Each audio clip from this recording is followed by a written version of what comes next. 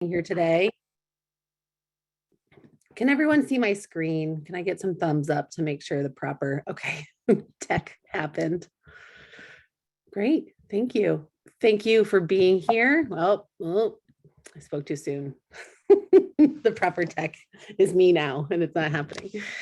Thank you all for joining us this afternoon, for returning. If you were here with us on Tuesday, I thought the conversation with partners about ageism and the RISE program was such a great foundation for the conversation we want to have with you here today.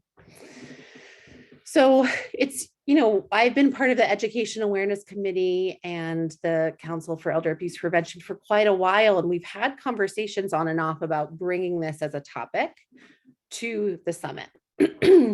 And as you saw from Tuesday, one of the things we like to do when we bring something forward for a topic is have national speaker, national research, some very concrete, successful program or something to share with you that moves the work forward.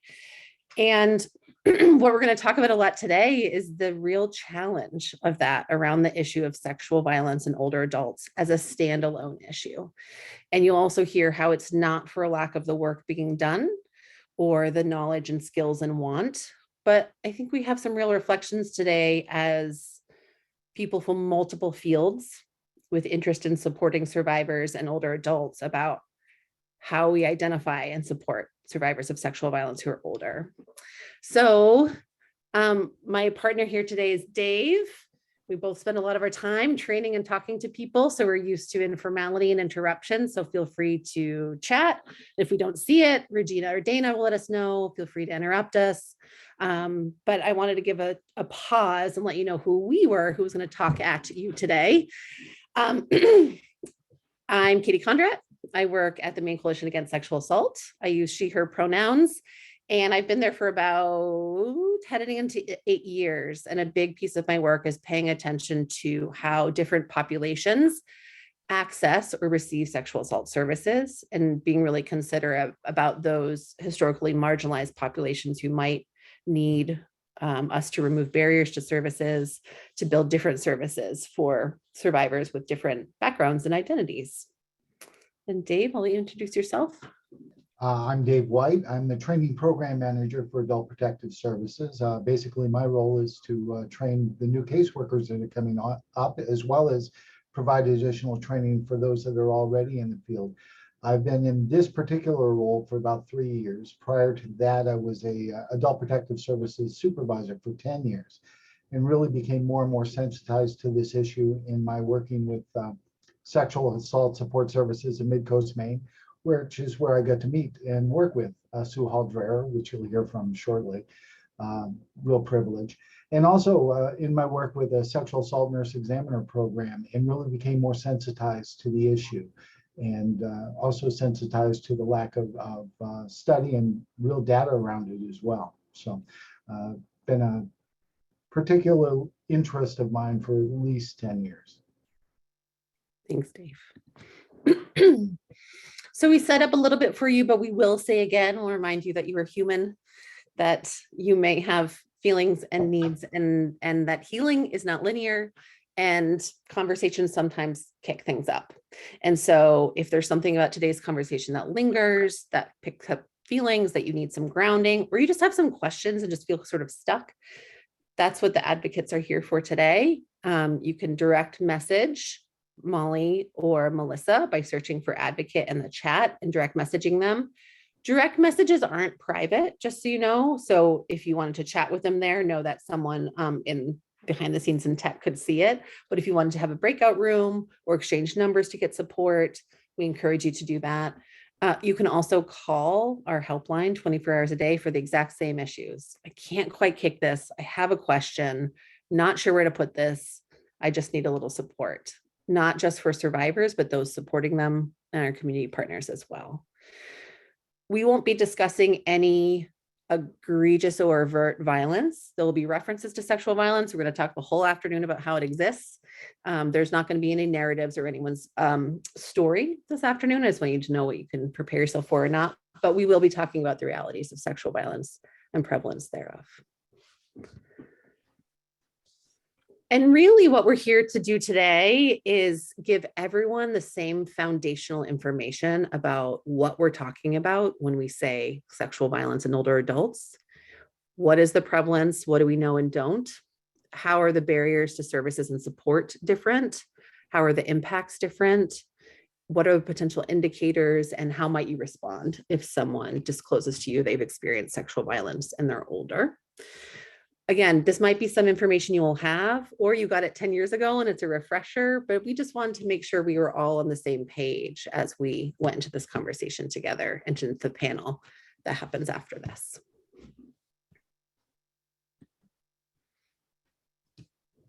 As I mentioned before, similar to the conversation on Tuesday, we're going to talk a bunch about the data that doesn't exist and programs and things that don't exist, but we would be really remiss and I think inaccurate to say that it's not work that's happening in Maine. Just because we don't have the numbers doesn't mean we don't have the expertise, the interest, and the knowledge. So a lot of the information that we talk about today, I get from the National Clearinghouse on abuse in later life, including the video series. There's a whole training video series, a whole training packet. It's really good. Sue Hall-Dreher is the retired director at the Mid-Coast Sexual Assault Center and is still one of the national trainers for the Department of Justice and Violence Against Women, which is a federal program that has been funding elder abuse programs for many, many years. And APS and sexual assault support centers across the state have been working with survivors for a very long time and want to continue to do that work and have conversations with each other about how to do it more and better. And then all of you are all in the field doing the work, having these conversations. So again, wanting to really honor the work that's already happened and the resources that are already out there, and just thinking through where we want to go next, I suppose. So here is our foundational definition of sexual violence at the Maine Coalition Against Sexual Assault. Sexual violence is any type of sexual activity committed by one person without the consent of the other. It involves the use of threats, force, or any other form of coercion or intimidation. Sexual contact with a person who is unable to give consent is also sexual violence. And we don't have a ton of prompts or interactions today, but I will ask if anyone's willing to unmute or type and give me an example or share what is the circumstance where someone may be unable to give consent. Any ideas about that definition? Someone has dementia. Yeah. Late stage dementia. Yep. They don't have the capacity. Unconsciousness, under the influence, advanced dementia. Yep. Someone who is nonverbal, potentially. Lack of capacity or special relationship. Yes, thank you. Oh, the lawyer mentioned that. So special relationship is what we're referring to when we understand there's a relationship dynamic where the power imbalance is so great that the person without power is not able to give consent. So a corrections officer and someone who's incarcerated, a teacher and a student, a clinician, a therapist, and a client. All of those places we recognize age regardless, that person is not able to ethically give consent. Coma or medical situations, yeah. And then also we talk about young folks. Age is also when someone is unable to give consent because they're too young to be able to do that. Thank you for those examples. You will note that these definitions are not laws. They're not statutory. This is not a list of gross sexual assault, unlawful sexual contact. And that's because as advocates and in the world of supporting survivors across the lifetime, we don't necessarily need someone to have an experience that is reported or reaches a level of statutory harm in order to get support and services. Because we know there are plenty of behaviors, there are plenty of barriers to reporting, but there are also plenty of behaviors that may or may not reach a level of statutory harm, but is still considered sexual violence. Someone still needs support. They still need to be believed, to be heard, perhaps healing resources. And so the definitions we use is this one. To expand a little bit, I think even though talking about sexual violence in general in our culture happens more, and I imagine in these fields in this room, so to speak, we still all sort of come into the conversation with our own ideas and biases about what it means when we say sexual violence and what it looks like. So we like to remind folks that it's an umbrella term. It's that any unwanted sexual contact. So it includes all of these different things. So the sexual assault support centers across the state are supporting survivors of gross sexual assault and rape, but also of sexual harassment at work, gender-based bullying at school, sex trafficking, intimate partner violence, sexual violence within an intimate partner relationship, commercial sexual exploitation, drug and alcohol facilitated sexual assault, stalking in some circumstances.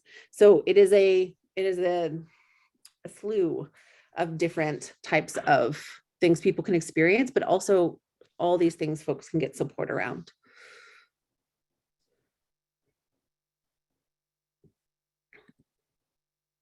It's an interesting choice, Kenny.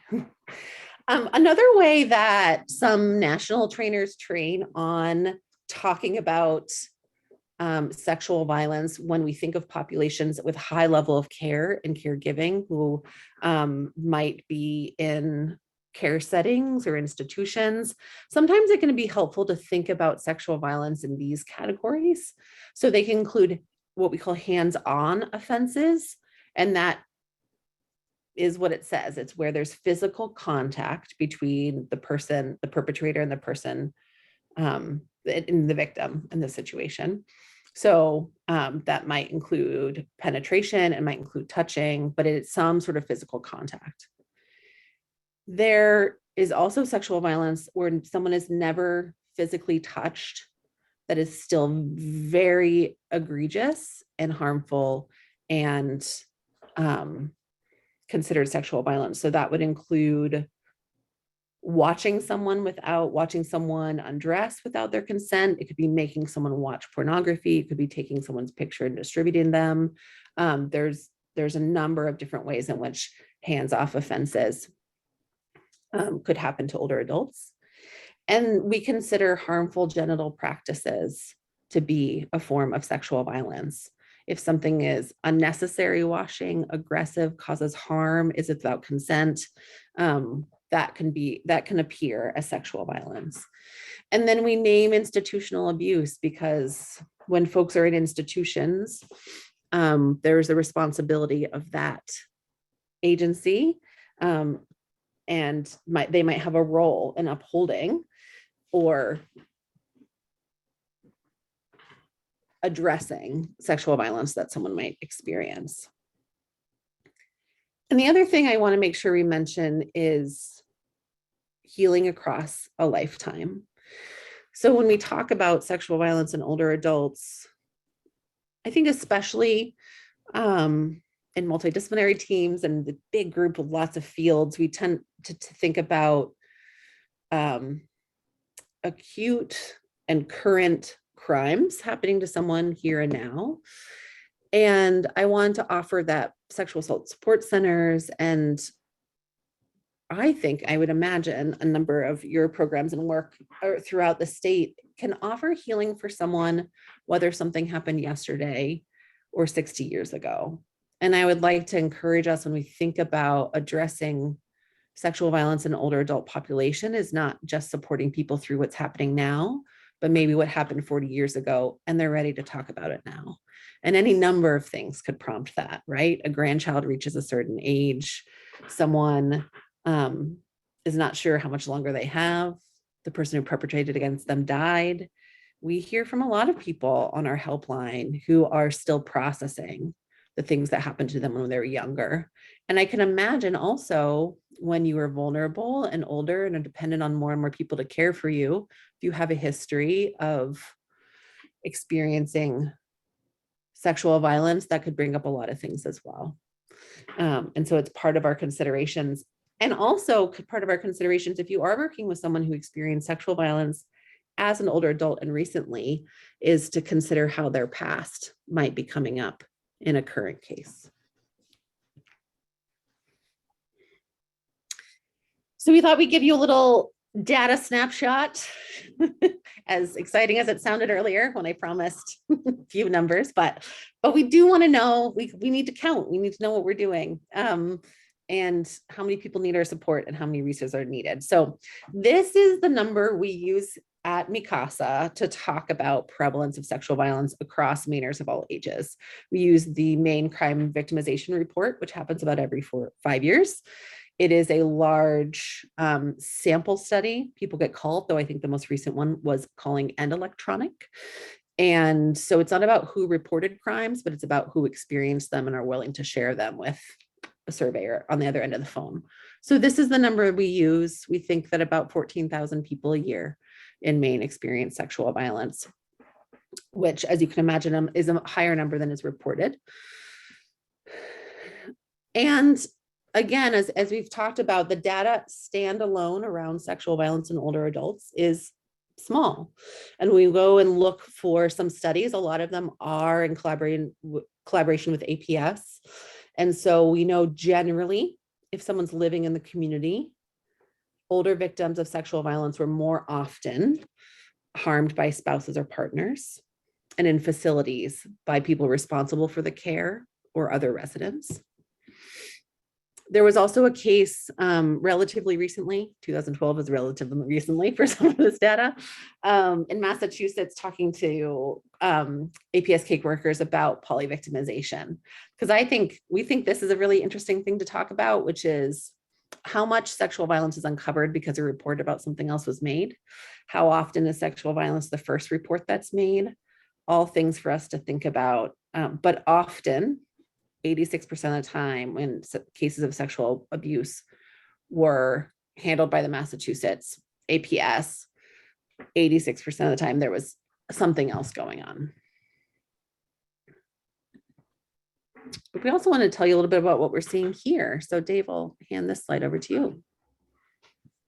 So looking at the data from Maine, the most recent stuff that we were able to pull is in 2022, there were 369 allegations of some form of sexual abuse made to Maine Adult Protective Services. It's important to understand that for an allegation to be made, it's a much lower standard than, for instance, for a crime. In order for a crime to be convicted or very often to be reported, there have to be the elements of the crime that are present. And for Adult Protective Services, really, all that we're asking is that whatever occurred is either caused harm or is likely to have caused harm. It's a very fairly low standard. And one thing that's interesting about that number of 369 is that in 2020, the year 2 years prior to this, the Maine crime statistics reported that there were 489 cases reported of rape. Mm-hmm. So 2 years prior to this, we had more cases of rape reported than allegations of sexual abuse reported to Adult Protective Services, which just speaks to the lack of reporting, how underground this actually is. It does look over time that those numbers track pretty close. For instance, in the 2020 report from Maine Crimes, it was roughly 2.8% of the 17,000 plus reported crimes in Maine. And in Adult Protective Services, we generally run about 3% incidence rate of reports of sexual abuse, as opposed to all of those that are reported. It's a fairly small number. That still reflects an increase of over 24% from 2021. But we know from national studies, national incidence studies from including the New York Elder Prevalence Study, that these crimes are vastly underreported. These cases of abuse are vastly underreported, and that at best we're only receiving 10% of what is actually occurring out in the community. So that 369, multiply it by 10, and we're probably getting close. Adult Protective Services also focuses on those folks who are older and have some form of disability. And we do know that anybody who has a disability, that they tend to be a victim of crime at a rate 4 times that of the general public. And we also know that for those folks who have intellectual or developmental disabilities, We know that females who have intellectual or developmental disabilities, that 70% of them have been sexually assaulted at least once during the course of their lifetime. So where Adult Protective Services focuses on these special populations, you would expect that we would have a far higher incidence of reports, and yet we're receiving less reports than Maine law enforcement regarding Adult Protective Services. It really is the most underreported form of abuse that there is in Maine. In our data of sexual assault support centers across the state reflects a very similar dynamic. So I pulled our 2021 numbers, which reflects the 7 sexual assault support centers across the state. We know from census data that folks over 65 make up almost 21% of Maine's population, and they reflect 2% of the clients who receive services for sexual assault in 2021. We also looked at reports to APS, which were significantly lower than reports to minors. And there were 9 in 2021, but only 2 of those were folks who were over 65. So I think the other 7 are probably folks with developmental disabilities. And this number is consistent. I pull for other reports, population prevalence numbers across the board, and 2% is where we've been for a couple of years. And we all also noticed in how the conversation 2020 mid-COVID is how we all saw about 30% drop in calls for folks from that age and older, just as everyone was shifting and responding to COVID and figuring out how to get folks who were isolated reconnected to services. I want to share this video because I feel like it just does such a nice job of offering a framework of sexual violence in older adults and considerations, and from 2 folks who really hang out in this world, in this field always. So I'm going to flip over.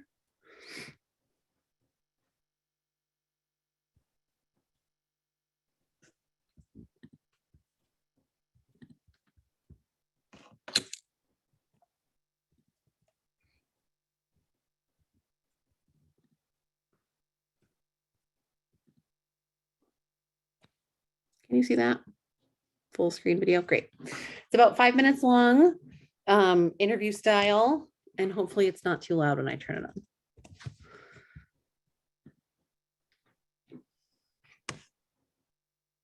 I think part of when we think about sexual violence against in later life, we don't think about the diversity about later life in and by itself. So when we talk about 50 and up, particularly up to 100 or even beyond, sexual violence means something very different. And so individuals in their 50s and 60s may think about it in terms of sexual assault. Older people probably won't.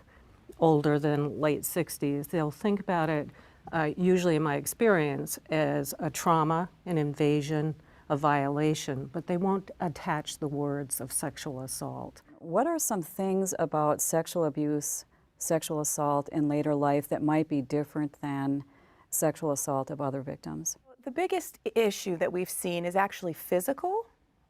Elder victims are more likely to have genital injuries than younger victims. Elders bruise more easily. They take longer to recover from injuries of any kind. But they have found that sexual abuse does have a greater physical impact on older victims. Are there other issues that these victims might experience that advocates should know about? Yes, when a person is older, they certainly experience age-related disabilities, both physical and mental. And what can happen, these certainly are risk factors in sexual violence.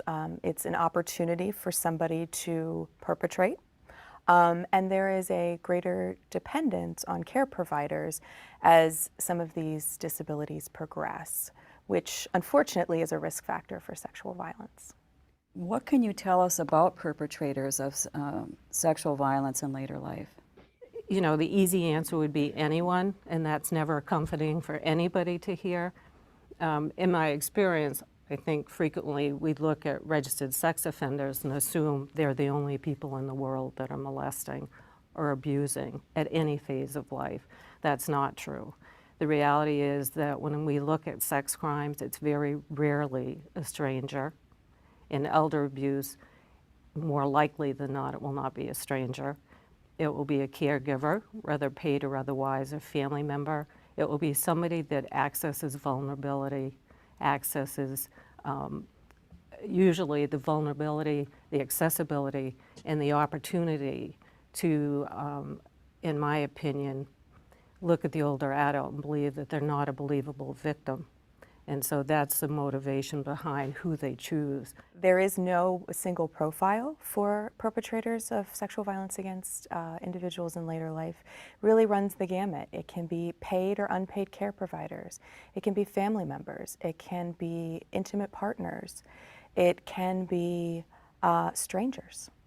We've seen cases of all of those individuals perpetrating sexual violence. And the other piece is we've seen both men and women as perpetrators, and then we've seen perpetrators across the age span, from juveniles to peers of the elder victim.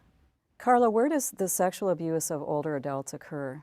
It happens multiple places, and certainly elder adults live in very different facilities. Some remain in their homes and receive care services at home, or do not receive care services at all. And then some reside in assisted living facilities, personal care homes, nursing homes. When we think about sexual assault, we have always thought about it as it relates to rape, as it relates to a penis and a vagina. And what we've not thought about is that sexual acts happen in a variety of ways. Some are visual, some are touching, some are by words, some about forced hygiene habits that are not necessary for health or well-being. And what it really speaks to when we look at sexual violence, it's not the act, yet culturally I think we get hung up on the act. It's really the impact of the violence. And when we think about impact, it's the losses. And so losses include loss of trust, safety, respect, healthy memories, loss of boundaries, a loss of belief in myself and my personal power. And that's what we see both short-term and long-term when anybody's been victimized. And when we think about particularly older adults, we can look at who's had the experience of historical trauma. Then we look at how many of our children are abused and sexually molested. And then we look at trauma that may happen in interpersonal violence, possibly with other acquaintances. When we look at the healing process for the older adult, all of those pieces of trauma come into play. And what I've observed and experienced is that we try to blame, when an older adult, particularly an older adult, tries to talk to us about what happened, he or she or they may not use the words of sexual assault, but they're describing the impact, they're describing what it means to them, and they're describing their lack of safety. All right.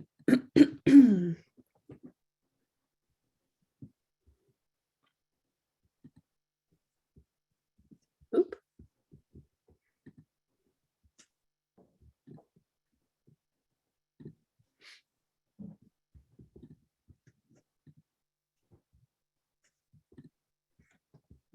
Mm.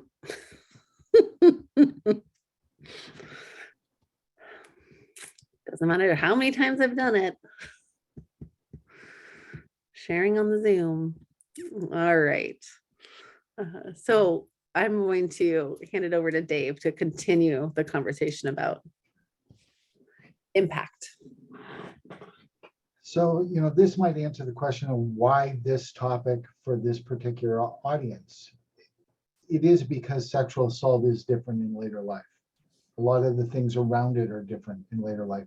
My understanding is that you had a great discussion regarding ageism on Tuesday, which I was not part of. I'm sorry I missed that. But ageism plays into it because we do have this kind of idea as a society that people stop being a sexual being at a certain age. According to my teenage daughters, that was, I think, 25. But as a society, we probably have it a little older than that. And there's a real barrier to understanding that these sort of things are occurring for folks that are in their 70s, 80s, 90s, and on. There's a lack of options and a lack of words. One of the things you have to be very careful about when you're talking to older adults that may be the victims of sexual abuse or sexual exploitation is that they may not have the nomenclature. They may not have the words that we would commonly use to describe it. So you have to look for what we call coded disclosures, because they're going to be talk about being touched or talk about that thing. And they're referring to body parts for which they're either uncomfortable or may not even have the name to go along with it. There's an awful lot of fear and shame. Remember, in Maine, 70% of our population is aging in place. They're aging in their own homes, and all elder abuse, and particularly sexual abuse, is a crime of opportunity. So it is very frequently going to be people who have access or have responsibility for care for them, very often related. And the fear is, if I report this, I'm going to lose access to the outside world because they're no longer going to care for me. I'm going to be forced to go into a home. I'm no longer going to be transported to my doctor's appointments. Those sorts of things play into the fact that there's a real reticence to report it, as is shame. You know, how difficult must it be to report that a family member or somebody that you care about, an intimate partner, is now sexually abusing you? It's different because very often healing takes a very long time. And for these folks, their life expectancy is shorter. They may never have the opportunity to fully heal from this experience prior to their death. There's also the impact of previous trauma, you know, cumulative trauma of all the past experiences. So it's going to impact them greater because they may have been sexually abused as a child, experienced date rape as a teen, and now there's another intrusion and yet another act of violence against their sexuality at this stage.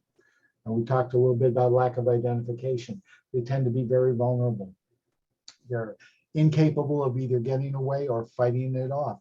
They very frequently aren't aware of some of the resources that are out there to help them, that would be available to them. Sue talked about the increased chance of physical injury, just in the aging process itself. Isolation is huge. We live in a very isolated community in Maine, where everybody's aging in place in their own homes and often don't have access, particularly if they've lost the ability to drive. And their established coping and healing methods, while they may have worked for them when they were younger, as things decrease, as the trauma increases, they're no longer working for them. What we know is that anybody who experiences any form of abuse, even moderate abuse, and I would say especially sexual abuse, their rate of death increases by 300% compared to those who have not been abused. In some cases, it's a life-ending occurrence when it occurs. We do know that victims of elder abuse are 3 times more likely to be admitted to the hospital for longer stays. And we also know that any form of elder abuse, again, particularly sexual abuse, is more predictive of disability among people who had no idea, or there were no indications that they would ever be in any way disabled. It's more predictive of disability among those people who have a much increased rate of emergency department utilization, hospitalization, and risk of mortality. So this is not a victimless crime.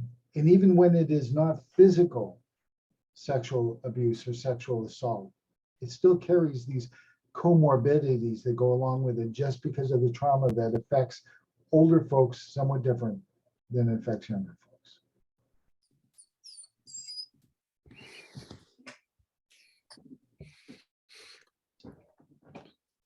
So you taking this, Katie, or is this me? That's you, unless you want me to. Okay. So you're going to see, you're very often going to see signs of it. Some of them are going to be physical, you know, and it's going to show up, mouth sores, oral infection. Whenever there's an injury for which there's an inadequate explanation, or the explanation you're given just doesn't make sense, there should always be an exploration to see if some form of abuse or neglect is taking place. Anytime there's a genital infection, there should be some question as to how that occurred. And careful questions about that.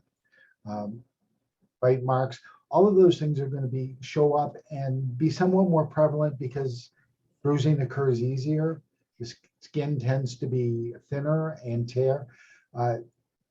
Of the reports of sexual assault that we get to older folks, it's not uncommon for us to get those from sane nurses because they see the physical effects even when there hasn't been signs or a disclosure prior to that in the hospital or at home.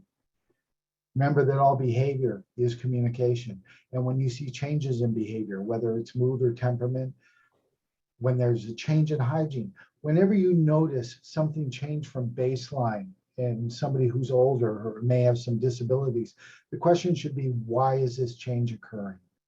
Because they're trying to communicate something to you. Any change in behavior is communication. And we should be looking at those things and saying, why is that being caused? If they haven't been resistant to certain types of care, whether it's toileting or anything else, and they suddenly become resistant to that, there's a reason that that behavior is occurring. And we should be exploring that. Changing in sleeping patterns or behavior, decreased socialization, sexually inappropriate behavior. And when there's those vague complaints, they just don't feel well and we're not really sure why that is. We should be asking those sorts of questions because those behavioral signs will indicate that something's going on for the older adult. Perpetrators generally act in much the same way as perpetrators of other forms of violence, oftentimes very much like those who perpetrate domestic violence. They'll keep them in an over-medicated state. They'll supply them with alcohol or drugs to keep them compliant. Very reticent to allow the victim to speak to anybody alone. They are the overprotective caregiver who dominates a conversation, who wants to be in the room speaking to the doctor rather than allowing the patient to do that themselves. They act as the intermediary and they limit or totally refuse any sort of visits between the individual, the victim, and anybody else.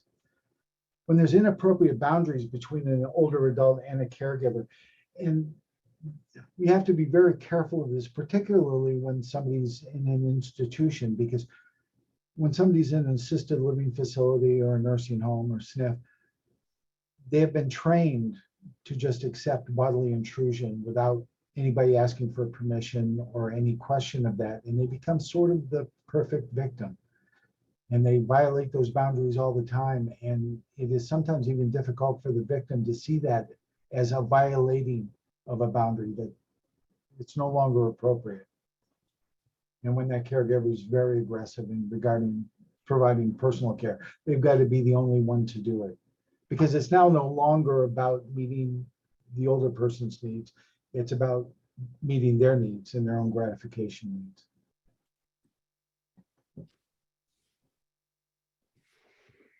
So, what should we be doing when we do have a disclosure? Remember the cumulative nature of trauma. When you get a disclosure, it's not going to be all that uncommon, and maybe more so if there's some sort of cognitive issues going on, where there's a conflating, a mixing of both current and past incidents.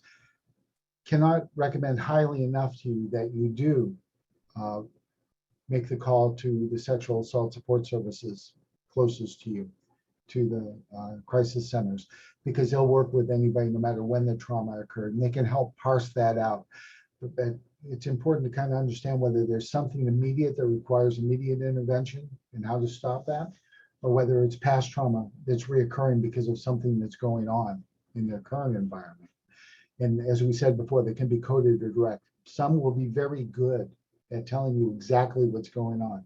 Others are going to give you coded disclosures.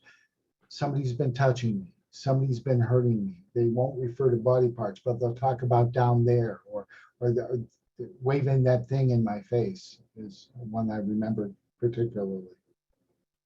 Most important thing is to believe. This is so rarely made up that it doesn't even bear discussing.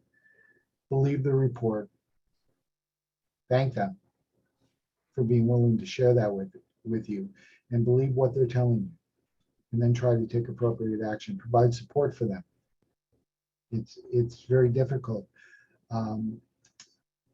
Just one anecdote, one of the things I remember most specifically from the Rockland area was working with SASME, and we would do a tea and tips, and every time we go to a congregate care facility, the advocate and myself, and we do a presentation regarding sexual abuse, every single time, no matter where it was, we'd have at least one, often two or three older women come up to us and talk to us about sexual abuse that they have either experienced in the past or are experiencing right now. And when we did those things, I noticed the reports in that area doubled because they felt empowered to talk about it. But we need to support them no matter when it occurred. It is a trauma for them, something that can be lifelong for them. And so we need to be that supportive person who's listening to them, providing what's necessary. Clarify what's going to go on, make sure you're aware and they're aware of what steps you're going to do, and take those steps with their permission as much as possible. Obviously, there's mandated reporting issues that are out there, but include them. The last thing we want to do is re-victimize the victim by removing their ability to control what's happening to them. So make sure that you clarify what you plan to do, who you plan to talk to, and what they should be expecting next. And as much as humanly possible, get their buy-in. And then I want to offer that this is only, 50-minute foundational 101, but Dave and I had did some work with some APS and ODE folks with this information, but then specifically a whole conversation around what do coded disclosures maybe look like? What might you be seeing? And I feel like that's something where a lot of folks in this field probably have the opportunity to talk with their own team or staff, whether you work at a day program or outreach, or like, what do you listen for? What do other people listen for? And then how do you gently ask those follow-up questions? Because we all have different ways to authentically do that. And so if you're thinking about some tangible training or next steps for your own staff, that could be a piece of work to do, is just think about like, what might that look like? And then what would I do? Someone didn't just come directly to me, but I knew something wasn't right, and have those conversations together.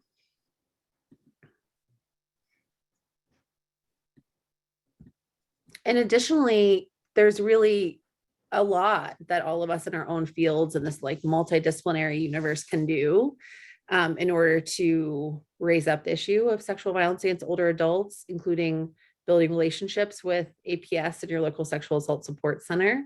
We're going to have a panel this afternoon, and I know the panelists and me and Dave, we all do training and are all willing to come in to whatever your space or field is and continue this conversation. Use the helpline, use it for yourself, use it for people you're working with. Think about ways to plug into your local support services.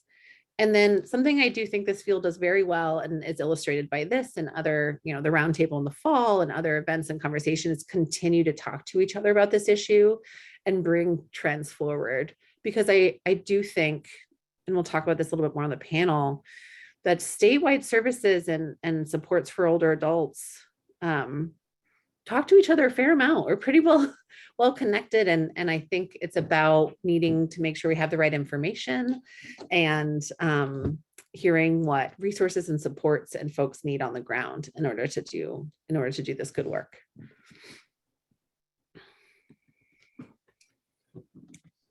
All right, we are going to gather, we're going to have a break and then gather for a panel, but we do have a couple of minutes if anyone has a burning question or a piece of feedback or anything you want to bring into this particular piece of the conversation. Natasha?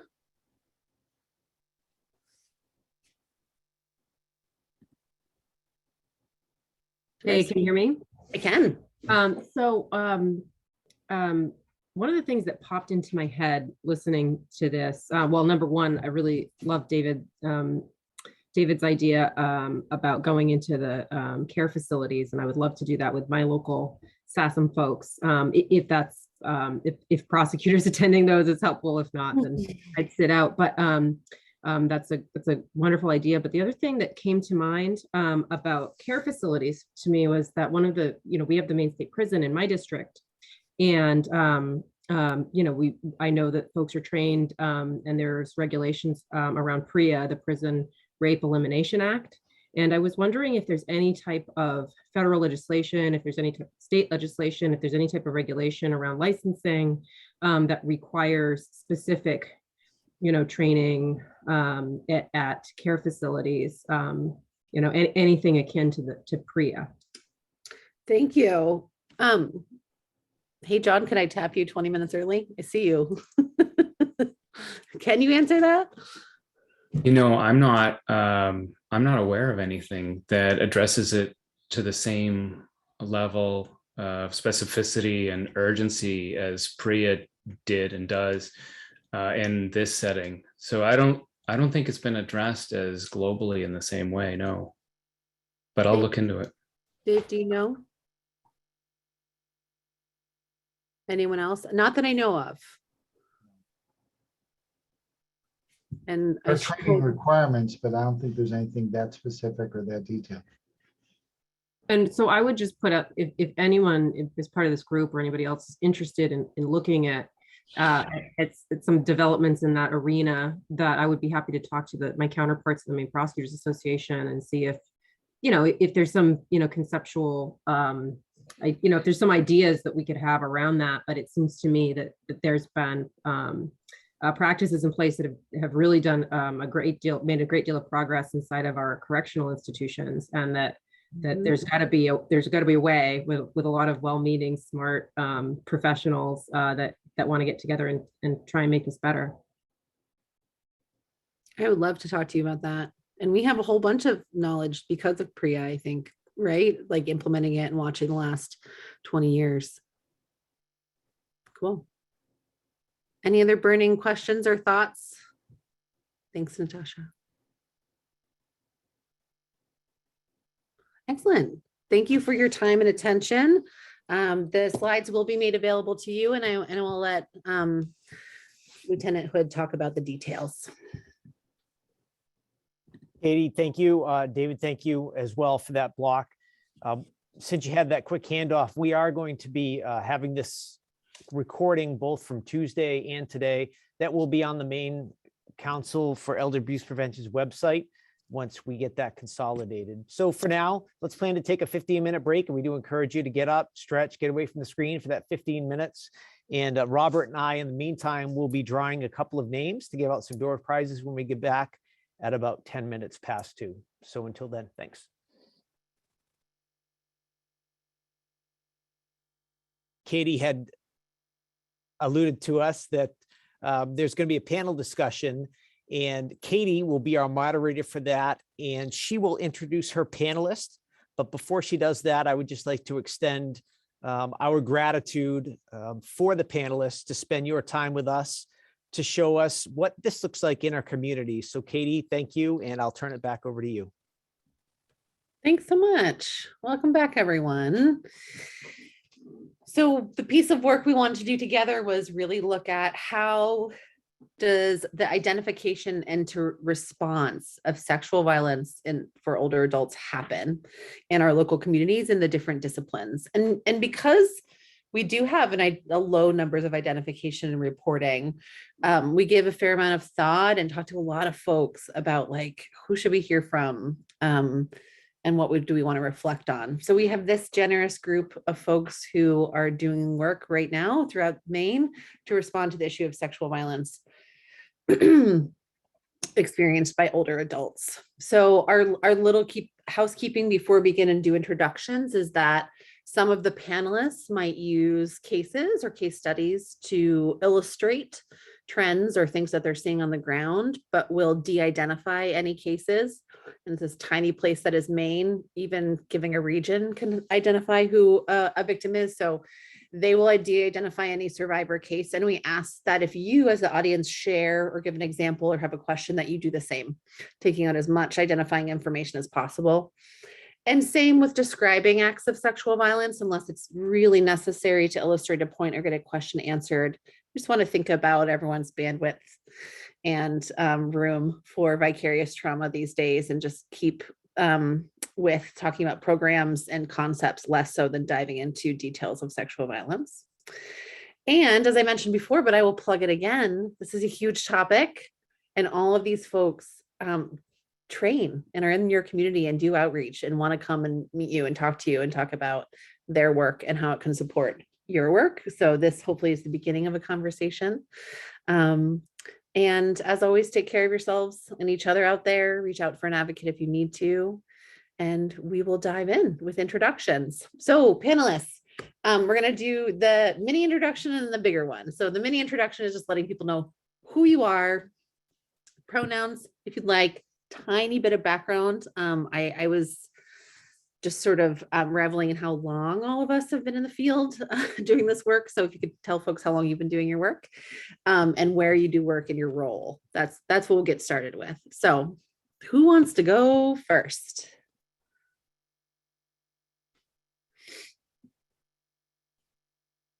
Oh, I didn't expect. I can go I'll because just- it's the shortest. Great. Dave will go and then John. Thank you. Dave White, you've already heard all of that. He, him, his, and you're representing Adult Protective. So Thank you. John, and then Heath, do you want to go? Sure. So John Burke, he suite of pronouns. I've been a lawyer for 25 years and a prosecutor for the last 18. And I work in the Attorney General's office through the Healthcare Crimes Unit, where I'm a prosecutor. Hi, Heath Langevin. I've been a police officer for about 18 years, and I'm currently a detective with the Attorney General's office in the Healthcare Crimes Unit with John as my prosecutor. I'm Jamie Demers. I go by she, her pronouns, and I work at the Sexual Assault Prevention and Response Services, which covers Androscoggin, Oxford, and Franklin counties. I do outreach and client services. And I've been in the violence intervention and advocacy field for 20 years. And Michelle.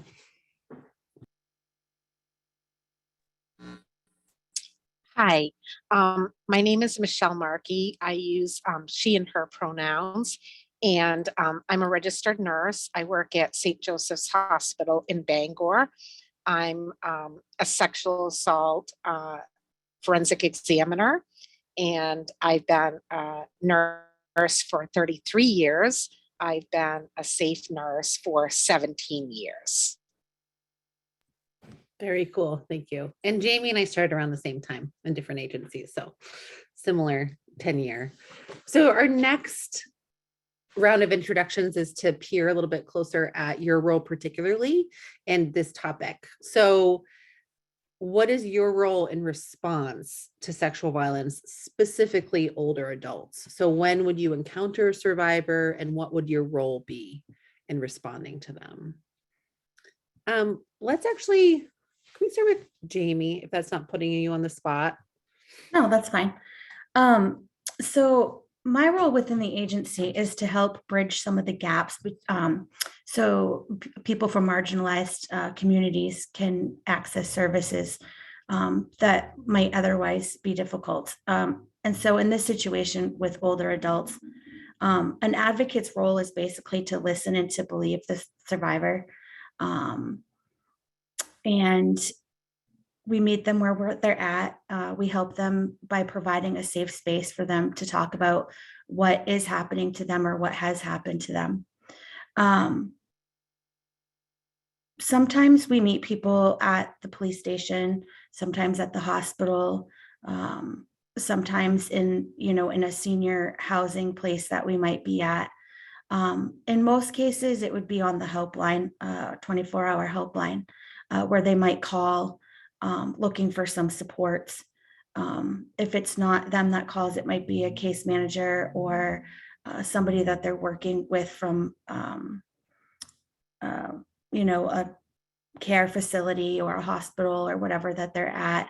And so our job is basically to be there, provide them with options, whether they want to make a police report, you know, trying to figure out, you know, what the next steps are. You know, if they need a protection order, we help them with all of that.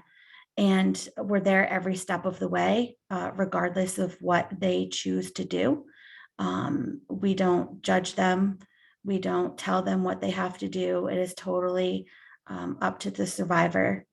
Of course, if it was a APS reportable case, then we would have to do that, like if they lacked capacity or something like that. But in most cases, we would just provide them with options, listen to them, and follow up with them as needed. Do you get a sense that you are connected with folks more often, older folks specifically, when you're doing outreach, like when you're in a,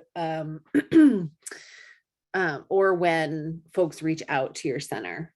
Yeah, so I've noticed with the older population that it's less likely for them to reach out and more likely for them to talk when there's like an opportunity. So one of the things that I do is I go into some of the senior housing facilities within the community, and I spend some time there and getting to know people, and for them to get to know and trust me, you know, kind of make small talk about things, build relationships. Those are the times when people are more apt to open up about things that have happened. And so I find that it does take a little bit longer with trust for them to be able to openly talk about things, and for them to identify that they are a survivor within those conversations. Thanks, Jamie. Michelle, would you like to go next? Describe your role and where someone might encounter you. Sure.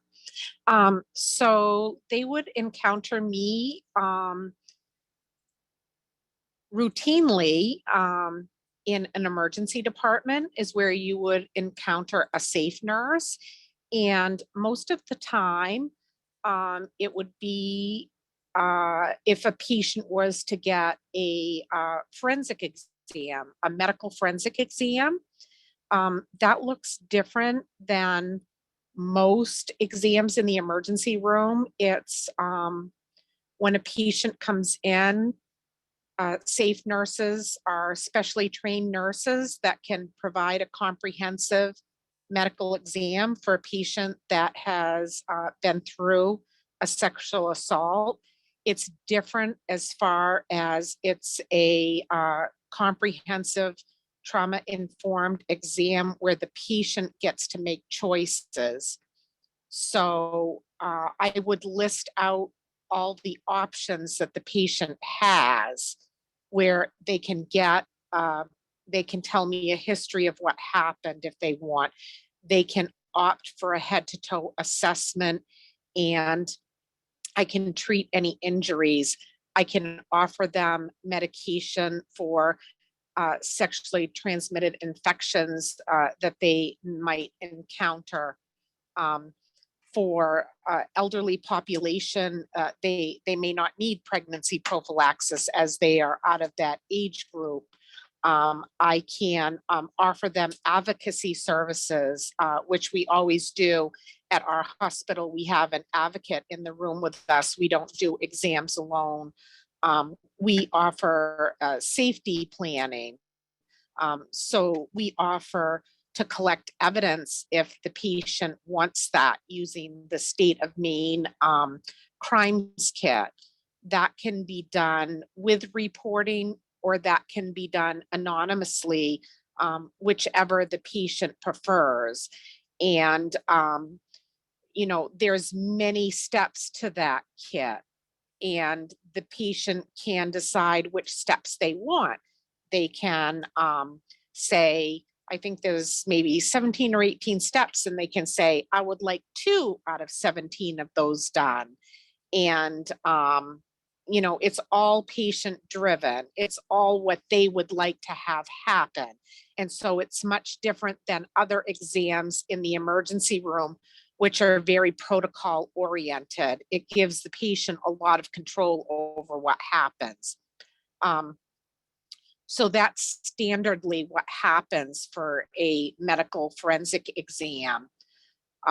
my role recently is very different. That's normally what happens in the role of a medical forensic exam. In February, I started full time as we started a medical forensic department here at St. Joe's, which is new to us. And we now have full-time forensic nurses here 6 days a week, 7 days a week, every other week, and 6 days the weeks opposite that. And we have nurses on call 6 nights a week, I believe. So this is brand new to us starting in February. So as a result, when I don't have somebody here, I'm now able to consult on patients that we would see as high risk. So this is brand new. And this is huge because what this means is I'm able to screen my board and see who's in the emergency department and who's upstairs on the floor. And I'm able to look at who has red flags, who's vulnerable, who's at high risk for being a victim. And I'm able to go talk to these patients and potentially give them services. And when I say services, I'm talking about all of you, my multidisciplinary partners. So it's a really cool new job. It's very cool. It's very exciting. I'm glad we could have you here today to talk about it. Dave, would you talk a little bit about the role of APS and what that process looks like? Sure. Our reports can come from anywhere, but primarily for those involving any form of sexual assault, sexual abuse, they're going to come from providers, caregivers, family members who've noticed it. And that's probably going to be 70% of the cases that we're going to see. The other 30% are going to be, we're going to uncover sexual abuse or sexual assault that's occurring during the course of an investigation into other forms of abuse, neglect, or exploitation. When we have those allegations, when we discover that, then our role is primarily threefold. One is just to ensure the safety of the individual as much as we can, to make sure that it doesn't continue to occur and they get out of a dangerous situation. Number two would be try to mitigate any risk of it either occurring in the future or reoccurring. And both of those, as long as the person has capacity, we have to do in conjunction with them, whatever they're willing to allow. And then our tertiary role, our third role, is to determine the validity of the allegations, because we do have the ability to make a finding which will help prevent those who perpetrate this from seeking other or retaining their employment in a field where they have to do background checks. So that's going to be primarily our roles in that. And during the course of that, we're obviously going to be working collaboratively. If it looks like a crime's been committed, we always report that to law enforcement. And we always seek collaboration with our community partners to ensure safety, get the needs met, and try to mitigate any ongoing risk. Thanks for that. And then, John and Heath, I'll let you decide what order you want to go to in describing your roles, and someone may come across you. Okay, Heath goes first, says John. Yeah, thanks. So I work for the Healthcare Crimes Unit, which is a federally funded unit out of the Attorney General's office, and we look at fraud, waste, abuse, and neglect within the main care system. So if you're a facility, if a facility receives main care funding, or if there's a client that receives in-home services that's funded through main care, I look at the providers of that for fraud, waste, abuse, and neglect. So in these types of cases, if a complaint came in about this type of a case, I would conduct a criminal investigation into that if a local agency or state or county has not already done so. And then from there, my investigation would get forwarded to the prosecutors, John being one of them, who would take a look at it and see if charges are warranted or not. And fittingly, I'm last on the panel because I am last in the process. I'm, as a prosecutor, I'm a consumer of the services of all the people that have spoken before me. Sometimes through my process, we are blessed with being supported by some pretty amazing civil support agencies and forensic examiners and law enforcement agencies and officers throughout our process. But I receive either a finished report from a law enforcement agency, and I guess I'll speak for prosecutors generally. It's a little bit different at the AG's office, but they can receive a finished report of sexual assault, and the prosecutor at that point has to decide what, if any, charges to bring, or whether to send it back with no complaint or with suggestions for further investigation. Or, and this is the preferred practice if you have the resources, and we're lucky at the AG's office to do so, I might get the case at the same time as my investigators, at which point I get to have a conversation with them about where the case might be going, what kinds of charges we might be anticipating, and then we get to shape the investigation around those potentials. And so we have a discussion about what kinds of evidence to perpetuate, or if it doesn't exist, to find out that it doesn't exist. And so by the time the case arrives at my desk, I've already had a hand in it. I know where it's at, and I know probably what I'm going to do with it. Part of the reason that's preferable is that there are no surprises for the prosecutor, and then consequently there's no surprises for either the survivor or the law enforcement agency. And part of it is that some of the statutes that we use are either highly specialized and technical, and most police and actually many prosecutors don't have a kind of ease with them. They don't use them all the time. Whereas we might use some of the sex offenses that were depend on the relationship between the parties for, basically negating or vitiating the consent element. Consent is not a factor in a sexual quote unquote relationship, but sexual contact between, say, a counselor and a client. We don't ask whether it was consented to. It's a crime.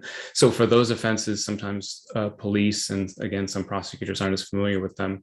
And then we use offenses like endangering the welfare of a dependent person for, say, the administrator of a housing or healthcare facility permitted one resident who maybe lacked capacity to repeatedly victimize another resident. Well, the person who lacks capacity, who's actually the actor behind the injury, might not be prosecuted because of their lack of capacity. But if an administrator at the facility permitted that circumstance to be perpetuated, they might have some responsibility, and we would charge them with endangering. And again, because we use that kind of statute quite a bit, we hope that we get told early on in the process so that we can jump in and apply a little bit more expertise. And this gets to a point that I believe Mr. Cully raised earlier, if I'm reading the user ID right, speaking to the Florida statute that's specifically on point for an offense against an elderly person. We have, generally speaking, in Maine, crimes of general jurisdiction. And sometimes that's great. An assault is an assault, but sometimes we have to shoehorn behavior into an offense of general jurisdiction like assault. So oftentimes crimes against dignity that you might not think of as an assault, we will try to charge it as offensive physical contact of one form or another, to try and get it into the system and address the behavior. And so there's some imaginative charging involved in this area. But I'll just note that whether it's the Florida statute, as mentioned in the comment, or the PREA analog as suggested by DA Irving, this is an area where we do get legislation passed. The AG's office got a statute on falsifying medical records through the legislature in the last few years. if you see an under-regulated behavior in this world, it's easily it's something that the legislature has expressed an interest in addressing. And so in any case, we get those cases, we evaluate them for charges, and then we push it through the process. So, if it's a felony, we'll present it to the grand jury. And my role at that point would be to prosecute the case. So defending motions to dismiss, negotiating a plea, because many more than 90% of our cases resolved by agreement, and being a point of contact for the survivor, their advocate, their family, and also ensuring that their interests and participation are protected in the criminal justice process. And then either, as I say, trying the case or working it out. I would note as an aside that the prosecutor is not the survivor's attorney. We don't have a client. We represent the public interest. We're obligated to seek justice. But particularly in these cases where I think probably most prosecutors will tell you that, yes, we're trying to hold the offender accountable, and yes, we're trying to protect the community. In this subset of cases, at least as important in our constellation of concerns is the autonomy of the victim. And so every effort is made to make these kinds of prosecutions as victim-centered and as trauma-informed as they can be. And so they do get special consideration. They're not treated in the same way that, more common or less injurious offenses are. Great, thank you. And we'll talk more about supporting participation in that process in a couple of questions. Thank you all for your thorough introductions. I will let the audience know that there'll be time at the end for questions. That said, if there's something quickly, timely, and a follow-up or clarification you want, please feel free to pop in the chat, and Regina or Dana will flag it for us. Want to make sure your questions get answered.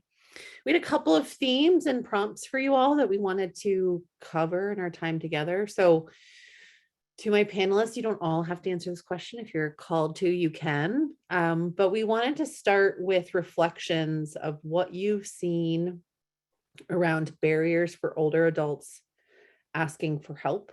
Not even necessarily reporting a crime of sexual violence to law enforcement or a formal institution, but reaching out or even naming that something has happened. What do you see as barriers to identification and asking for help?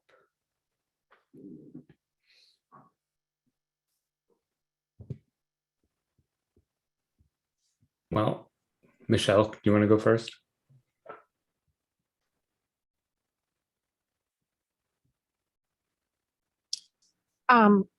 For me, I see a dependency on family as a barrier. I've seen patients come into the hospital that were abused by their family, and as a result of the disclosure and arrests that were made to the family, they stayed in the hospital and were placed in skilled nursing facility. So they were dependent on the perpetrator. They were most definitely abused by the family member, but as a result of being abused, they stayed in their home. Does that make sense? And they didn't want to name it abuse. They didn't want to call it that. It took them a bit to call it that, but it definitely was.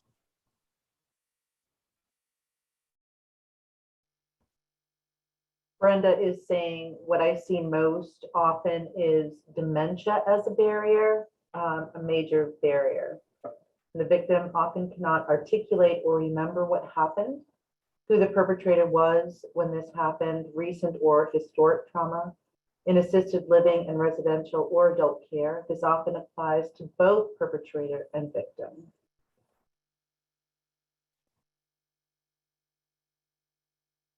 Thank you, Brenda. John, did you have something you wanted to add? Oh, you're muted. I think I was on and then muted myself to talk. Yeah. On that point though, that really pervades, it's so huge in this setting, it pervades both the survivor's sort of impression of the conduct and their own insight into their own ability to come forward, and then their participation, it does impact their actual participation. So I've seen survivors who are slow to recognize abuse on the one hand because of their trust in and relationship with their abuser, but then also survivors who may doubt themselves, who have insight into their own cognitive decline and doubt their own apprehension and impression of the conduct. On top of that, we also see manipulation of the survivor to think those things, which is to say, we see gaslighting and folks who will commit this kind of offense and then play a part in the survivor's own self-doubt about what happened. So that cognitive issue plays a massive role. As I say, it also can play a role in their subsequent inability or unwillingness to assist in prosecution. But their relationship with the perpetrator is also quite commonly, more commonly than not, a factor, and it can be can inhibit their participation due to their feelings of affection for the offender, but also their fear of retaliation by that person who might be their support, quote unquote. That person might be their gatekeeper to services, might be the person that's their connection to either housing or financial support, or their connection to getting to medical treatments and whatnot. So they might be their tie to the community. And then I've seen that in terms of a barrier to asking for help, the constellation of issues that comes with anybody disclosing being victimized in this way is just magnified for the elderly. So they are even more sensitive than the general population to being labeled as vulnerable. It's something they live with all the time, and disclosing a situation that in which they've been vulnerable, that can be difficult for them, in part because of their own self-image, but in part because the more vulnerable they are deemed, the more they are likely to lose their self-actuation and autonomy and sort of be marginalized and maybe patronized. But so it's a difficult disclosure in that regard. But then again, we're also on top of that dealing with a population that is generally less willing to talk about sexual matters and might have issues of shame or with their own self perception in disclosing this. And again, these are things that we just need to address through the process, but they can act as barriers to asking for help. Oh, certainly. Thank you. Jamie, did you have something you wanted to add? Yeah, so I mean, there's a ton of barriers, and I think we've touched on a bunch of them, but the one that I wanted to add in, and John kind of touched on it, is when people get towards like the end of life, there's a fear that they're going to create disagreement within the family, and they don't want to, create that type of turmoil within their family before they go. So that's something that I've heard several times. And another is not knowing where to go. Advocacy services for sexual violence didn't exist when they were younger. And so just not knowing who to talk to or where to start to be able to talk about, things that have happened or are happening. And so because those services didn't exist, they're not really sure how to access them. Yeah, thank you so much. So the next question is about what John has alluded to, is around what are the systematic and resource barriers or support barriers, or what are the issues when it comes to participating in a process, a criminal justice process, an APS process, a process just to get themselves safer or away from this person who is harming them. What comes up as you move a case forward or support someone as a case moves forward that makes it challenging for them to participate, or considerations you want other folks to know about supporting participation in an investigative process of some sort? Well, I think that an awful lot that has already been said fits pretty closely here as well. But one of the ones that hasn't been named that I think is really difficult for folks is systemically. Remember, most of our folks are aging in place in their own homes out in the community. And for many of them, because of their assets, they don't qualify for services. So, or for the services that they may need. And in order to qualify for assets, they may need to get rid of the family home or to get rid of other assets, which in some of the cases that we've worked, what that means is that other family members related to the victim are going to become homeless. And they're now going to have to go somewhere else. And that becomes a real barrier for them to accessing services. I'm thinking of one specific case where somebody who was being sexually exploited chose to go home, even though we had gotten her safely into an assisted living facility, because she was going to have to sell her home, which meant that her daughter, who had profound mental illness, was going to be homeless. And rather than allow that to happen to her family members, she chose to put herself back in a situation where she very likely was going to be sexually exploited and abused again. So there are some systemic barriers as far as access to services at play sometimes.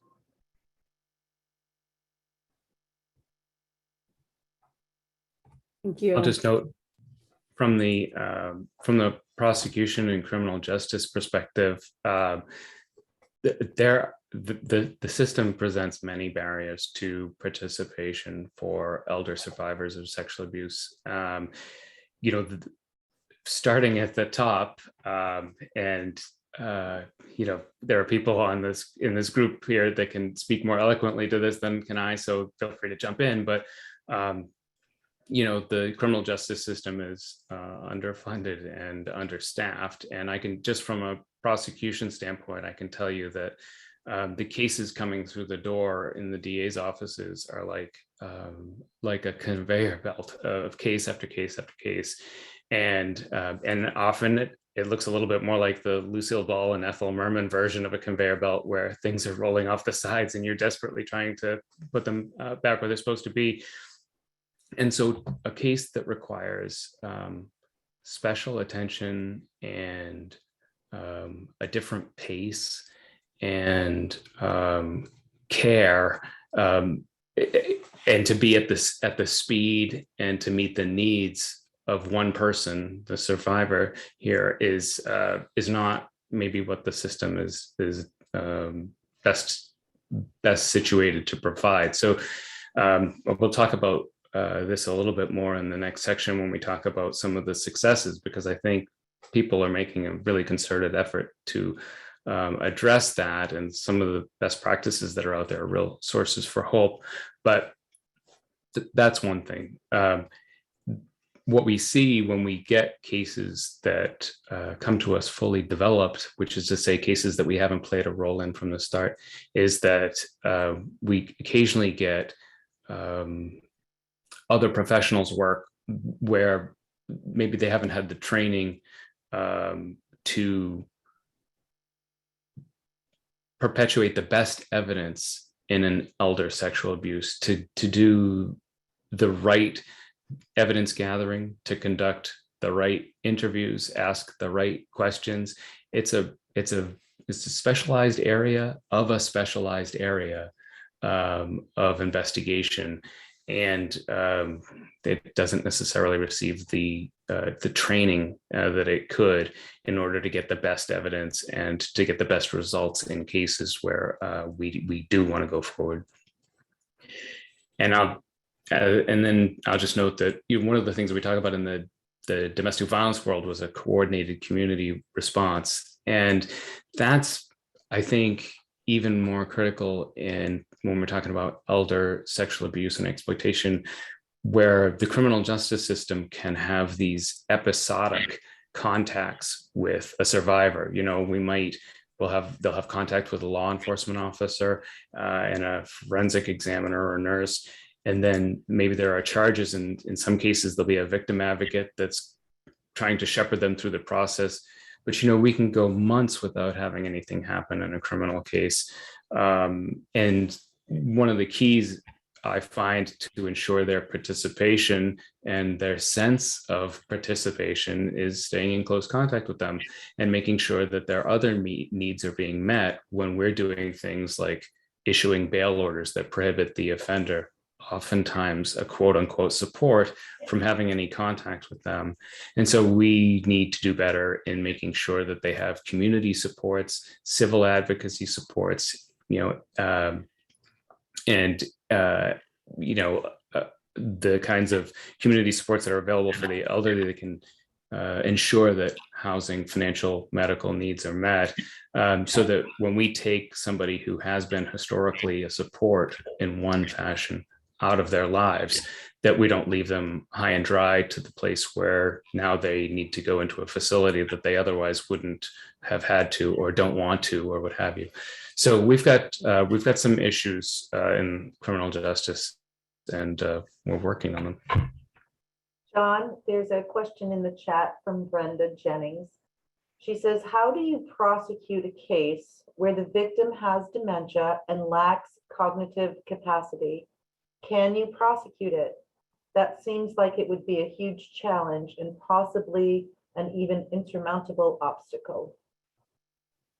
That's a great question, and I think you've provided the great answer, which is to say, there are barriers to get past, and so again, an analog to the domestic violence world, where we often don't have a victim willing to testify at a trial, we have to investigate these cases with the assumption that we won't have a victim or a survivor at trial. So what evidence can we gather from the outset that would let us see a path to an ethical prosecution, which is to say one where we have a reasonable degree of success on the merits beyond a reasonable doubt at a contested hearing, if we didn't have the survivor to testify?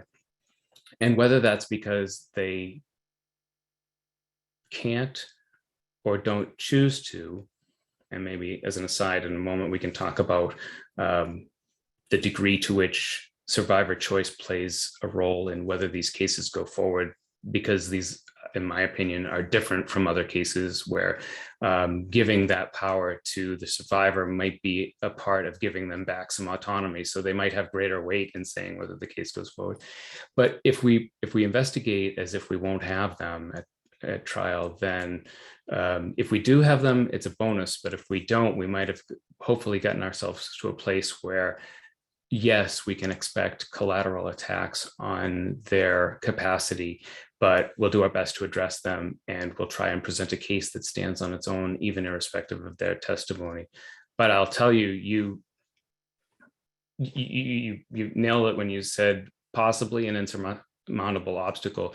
There are cases that will have purely the disclosure and no independent evidence that will not go forward because of perceived capacity or competence issues. And so one of our lodestars is we assume capacity.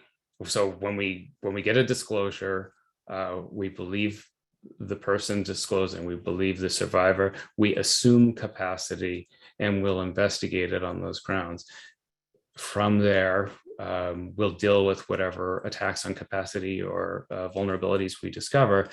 But if it is just that disclosure, and in investigating it, we find no supporting evidence or corroborating evidence, and we find along the way that our survivor is so imperfect a historian that we can't ethically put a case in front of a jury with just their testimony, then you're right to think that that would be an insurmountable obstacle. John, if I could just jump in here, to go along with that, I think one of the early examples that I had when joining this unit is it was not an elderly survivor, but it was a younger lady, but she had intellectual disabilities. She was confined to a wheelchair, and she was living in a group home. And every worker knew that something wasn't quite right with another particular worker, that he treated her differently than all the others. And she liked that. And there was some inappropriate actions that took place, but she wouldn't disclose that to us. It was very hard to communicate with her. She couldn't speak. She could only type out things. And in that particular case, we were able to look at chat history. So we were looking for different evidence that something took place, but she was very hesitant to speak about it because this worker was the only one that took her out of the group home and took her on trips to the park or to the grocery store or wherever, and she liked that. And it's all grooming behavior, but that's why she would not essentially turn him in on what had taken place. So we had to gather other evidence, mainly Facebook chats and other things where disclosures were made between them. And then based on all of the other workers, each laying just a little piece of the pie that, on its own didn't amount to anything. But when you put all the pieces together, you could see that something really wasn't happening that was right. And we were able to put a case together and criminally charge him and resolve that.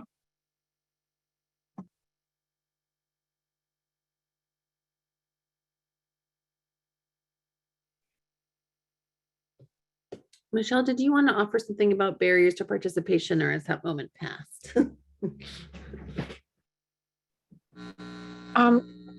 Just one of the things that I was thinking about when John was talking about supporting the adults, the older adult, when waiting for the prosecution, making sure that all their needs are met and services. One of the things that stands out for me in the older adult population is a sense of pride in not wanting to take services when in offering services. And we do screenings, we offer advocacy services to everybody, but we also screen for housing, transportation, food, and I find that older adults do not want to accept help. Are quick to say they're fine, even if they're not fine.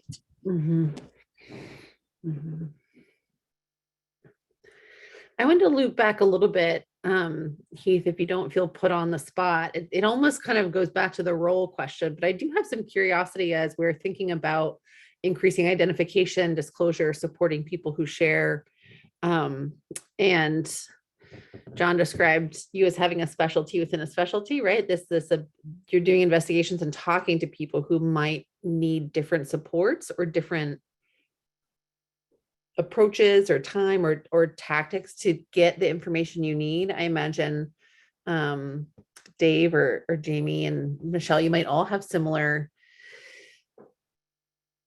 Tips feels a little flippant because it feels like a deep skill for how your work looks different. Investigating a case where the primary witness is someone who is much older or has all that evidence. Like, how does that change how you do your work, Heath, in different investigations you've done before? What have you learned needs to happen on your end when talking to a victim, when pulling pieces together, that might be different from another investigation? Does that make sense? The question? Yeah, it makes sense. What I've noticed personally for me is you just got to sit down and have a conversation with them and make them feel comfortable with you.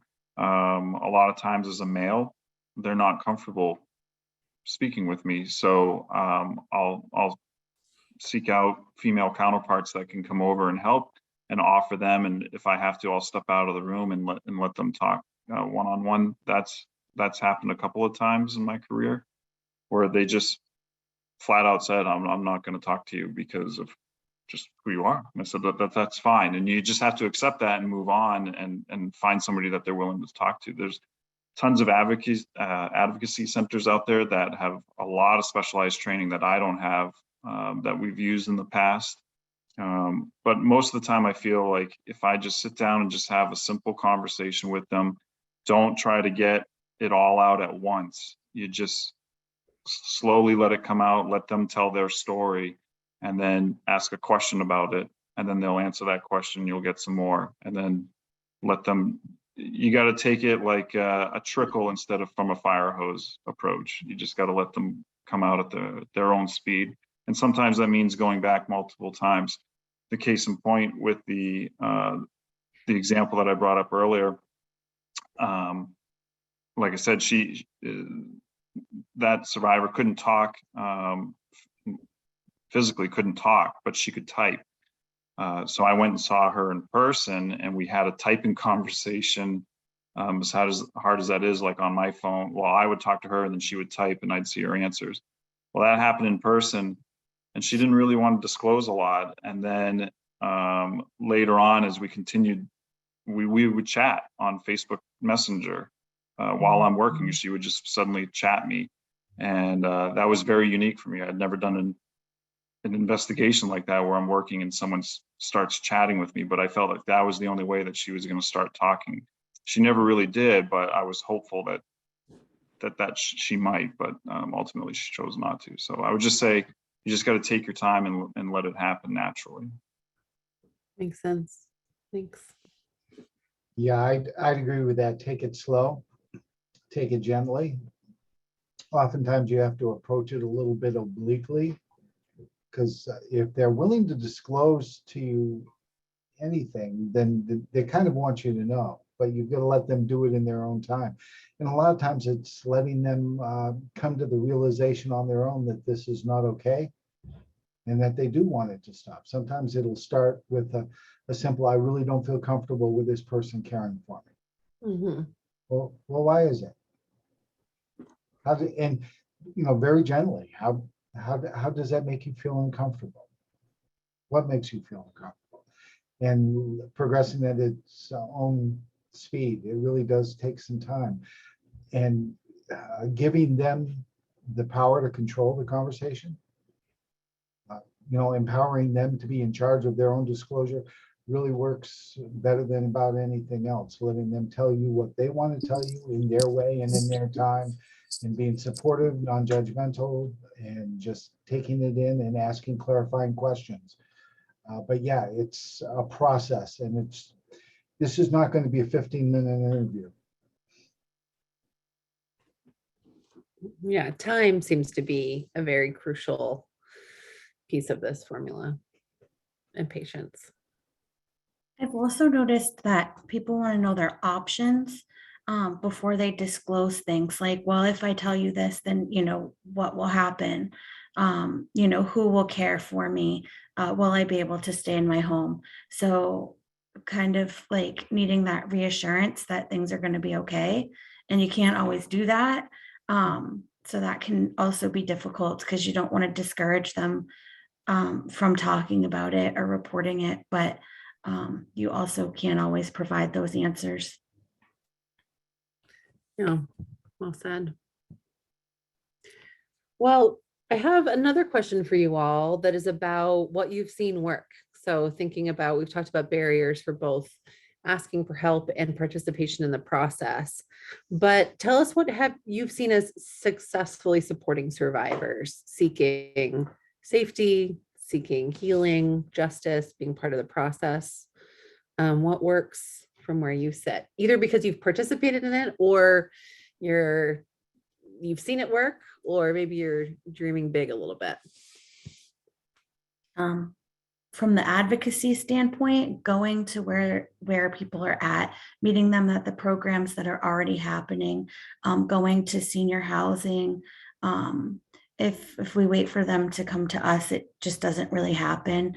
But just going and spending time there and letting them see that it is, this is worth our time, because in a lot of situations they older people may fear that they're taking up time from somebody who really needs it, right? So they don't want to feel like they're wasting your time. So just showing them that they do matter and that this is their time. So just, giving them that space, and showing them that, it's worth it, showing up every week and being there for them. Very cool. Thank you. And Jamie, you were also, I always reflect on, I know when you do outreach and you go and hang out with people, sometimes it's structured and sometimes it's not. But will you share the program you all did a couple years ago? I think it was pre-COVID, so it doesn't feel quite as relevant, but it seems important, where you offered prevention programming to older adults. Yeah, so it was for older adults with intellectual disabilities. And so we did programming around like different forms of abuse, different resources that are available, and like how to seek services for those things. It was pretty successful. We actually had several people that came forward and said, I still live with, my parents, and my stepdad is doing this, or my brother had done this to me. And so it actually resulted in several people getting into their own kind of assisted living situation.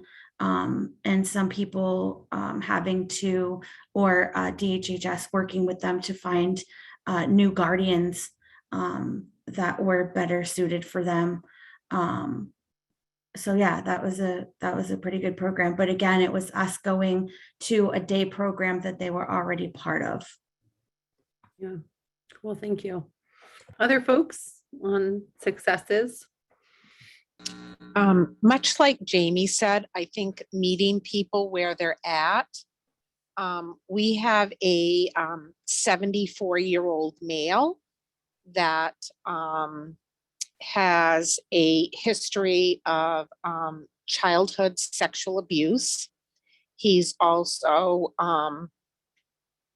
been sexually assaulted multiple times as an adult. He is sometimes homeless in our community, sometimes staying in a hotel. He frequents the ER, and he is well known to our forensic team. He knows all three of the forensic nurses here. He will ask for us by name. If we see his name on the board, we will always go and check in with him, know him on a first name basis, and we'll go and check in with him and see what he needs. Always spend extra time with him and see, what he needs today. He very much appreciates that. Do you need an exam? Nope, I don't need an exam today. I thank you for coming in. Do you need some extra food? Yes, I would love some extra food. And to just see where he's at and what does he need from us, and let him know we're here. What do you need from us? Like, what do you need? We're here for you. And I think that that's really important. And he'll ask for us, like, which one of my girls is here today to come see me? And I think that's important.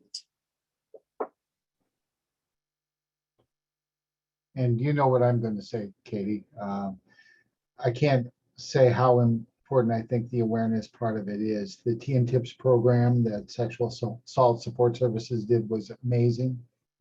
And the number of people that would come forward and say, what, you mean I have the right to say that I don't want you to wash my genitals or even to bathe me?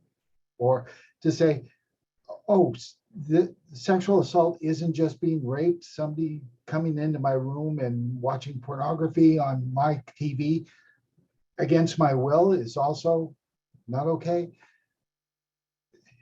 There's such a lack of information, and you know what John said about the gaslighting, the abusers convince them that this is perfectly normal behavior or that it's actually necessary. And so the awareness part of it is huge.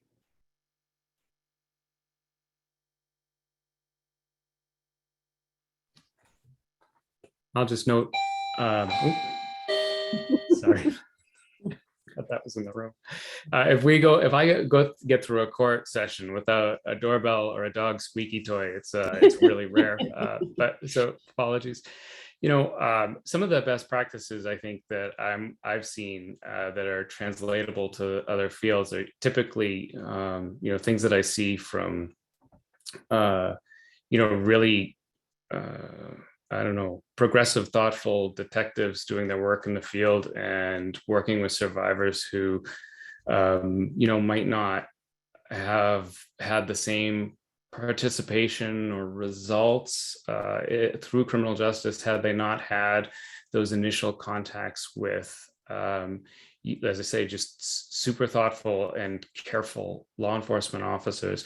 You know, I see folks who will take the time to develop a rapport and trust with a survivor before discussing case facts and the criminal justice process. You know, as I say, we can be a little bit assembly line about the criminal justice system sometimes, and these cases will not suffer that. And so we have to take our time. And I think that's probably true across other disciplines, although I think probably other disciplines understand that better than we do in criminal justice. But this does have to be a victim-centered process. You know, I found that in this, as in a lot of victim crimes, you know, they are really more likely to give you what you need if you've given them what they need, which is to say they need to be able to trust you. They need to be assured that you're going to protect their dignity and participation rights throughout the process. And so we have to slow down our work when these cases come in the office. In the elder setting, I found that, you know, we need to not infantilize or patronize elder survivors. They may need more time to process information, or they may just need time to get a level of ease with the information we're giving them. But we do have to slow down our work with them and take the time that they want to take with it. When we can, we do like to, as a couple of folks have said, meet them on their own terms, literally in their own space if we can. So even during the prosecution process, if we can do the trial prep with a survivor in their home, you know, just home games are easier for them. And it's just, they feel safer, they feel more at ease. They feel like we've invested in them and their autonomy in the process. It's such a better result. Now, when it comes time for trial, we also find that, and this is probably true of all victim crimes, but particularly in this world, we have to do our best to familiarize them with what it's going to look like on the day of trial. So we need to bring them to court and show them the courtroom. If we can introduce them to court staff so they have friendly faces, if we can ensure that they understand, you know, where they'll be during the day, and we're seeking information about, but are at least attuned to information about their needs. If they're going to come to a courthouse for 6 hours, what are their medication needs? What are their other personal needs that are maybe not the same as they are for other witnesses or victims. We always ask about transportation. Most of my witnesses, I just give them a time and place and they show up. Well, that's not always as easy for elder victims and witnesses. So it's just a sensitization process. But the reason I talked about this in the successes section rather than the barriers section is that I think people are doing this, and I see just in the couple decades that I've been doing prosecution, these cases have always gotten special attention, but in terms of the actors involved being more thoughtful and methodical about how they treat these cases and try to restore what has been taken from a victim, their dignity, their autonomy, their sense of safety, and strive for a trauma-informed, survivor-centered process has made leaps and bounds in that, as I say, just 20 years. And so, I think there, despite the barriers, as we've discussed, some of the better evidence gathering work, some of the better rapport building work is being done, and I think more and more survivors are being put in the driver's seat for criminal prosecutions, which in this, at least in this subset of cases, is more appropriate and more likely to have them come out the other side of the criminal justice system with a greater sense of safety, autonomy, and dignity. So I think we're doing better. There is a question, does the Healthcare Crimes Unit have a victim witness advocate? Or This is such a good question. I see, Joanna, thank you for the question. We don't.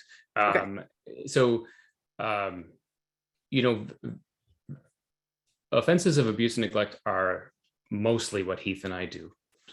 Some of these, I think I mentioned, we're called a Medicaid Fraud Control Unit, or a MFUCU, if you have complete faith in your diction. And every state has one of those, and they're really to get at fraud against the program primarily. Now, Heath and I do very little of that because we both have Cumberland, New York counties, and so we're constantly putting out abuse and neglect fires. We have no time for fraud. So this is almost all of what we do. We don't have a victim advocate. Most of those MFUCUs do not have victim advocates. Heath will tell you that he's my victim advocate when I need somebody to reach out to a survivor or the family of a decedent and get their take on, a sentence that I want to propose, or to get victim impact, all the things that advocates do in the prosecution world. That's Heath, and he does a great job of it. But I think victim advocates are really necessary in our work. I might have too much faith in my abilities in this world, but we do a lot of that work ourselves. We're not professional advocates, however. And there's also maybe this is more in the DV world, but there's a good, I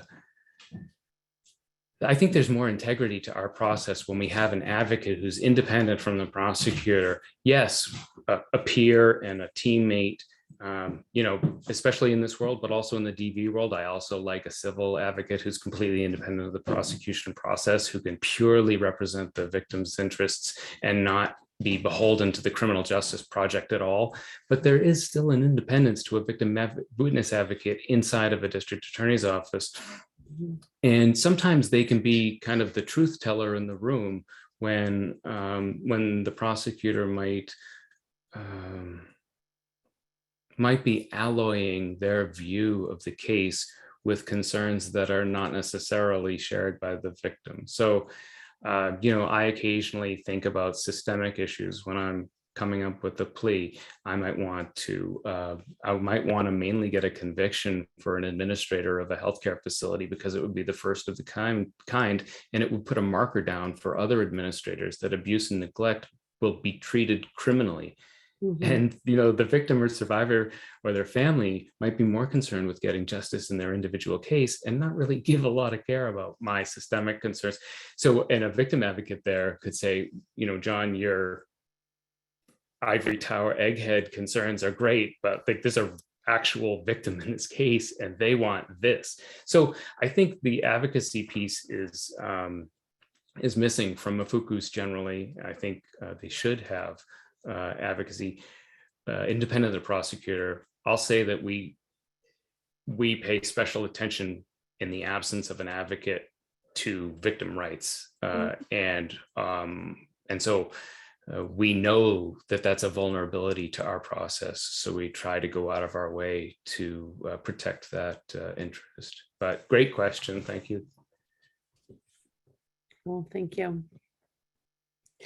Any other thoughts from our panelists? Any things you were sure you were going to say and didn't get a chance to, or things you wanted to make sure that the audience knew while you have their rapt attention?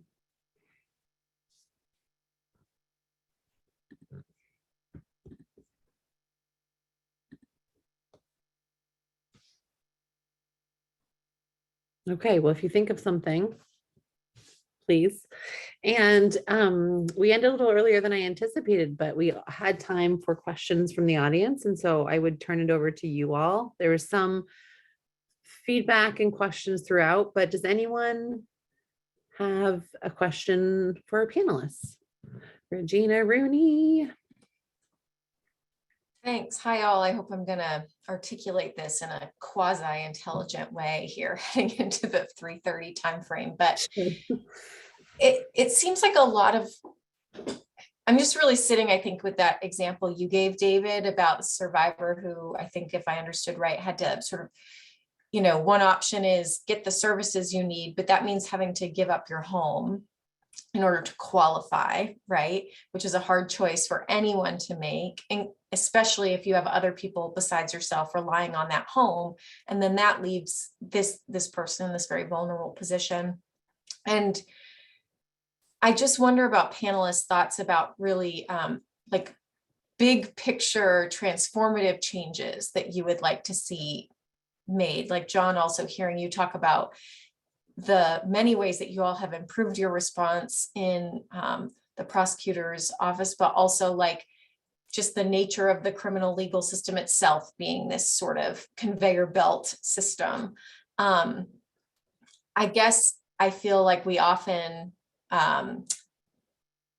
look to our individual selves or maybe our small teams in our offices to try to improve practice within system constraints that are really designed not to serve us as well as they could. And I'm curious if you all have any thoughts about what capital B, capital C, big changes you'd like to see.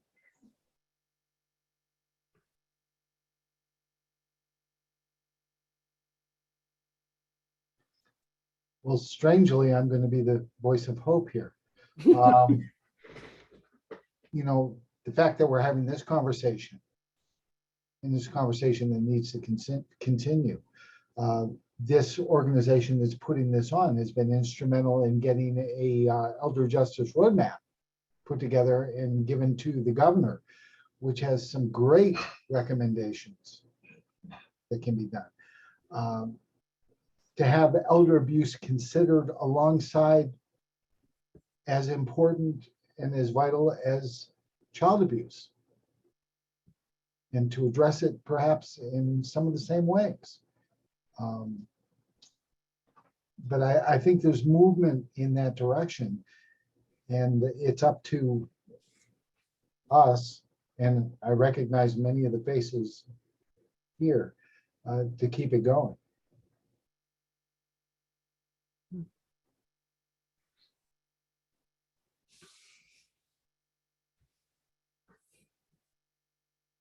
Any other thoughts from the panel?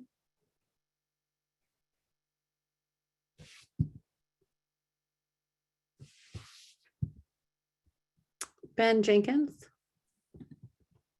Hi, I'm the litigation director at Legal Services for the Elderly. And one thing I wanted to add, and I would love to hear some feedback from the panel on, is are very anecdotal experience where it's unusual for a client to come forward to LSE and have one form of abuse and exploitation only. We find that it's pretty common for someone to come and see us and they feel most comfortable talking about maybe financial exploitation.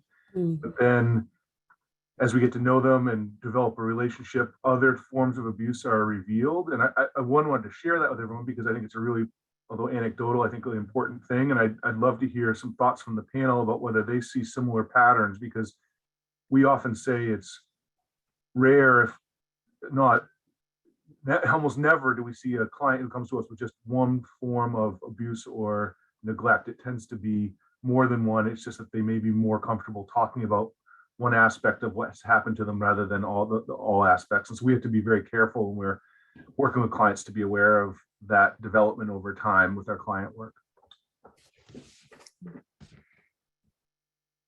Extremely rare. In training caseworkers to do interviewing, one of the things I always tell them, the most important question you can ask is towards the end of the interview, is there anything else you think I should know? Because the number of times that whole other avenues will open up, because it is almost never is it just one form of abuse, neglect, or exploitation going on. They're going to tell you the one that's either the most problematic or the most comfortable they're with at first. Yeah. Almost all of the time, the elder population that I take care of, if there's been sexual abuse, there's usually sexual abuse, domestic violence, emotional abuse, there's neglect. There's usually withholding of food as well. It's all encompassing. There's a lot to it. There's so much to it. It's not just sexual abuse. That's just one out of many.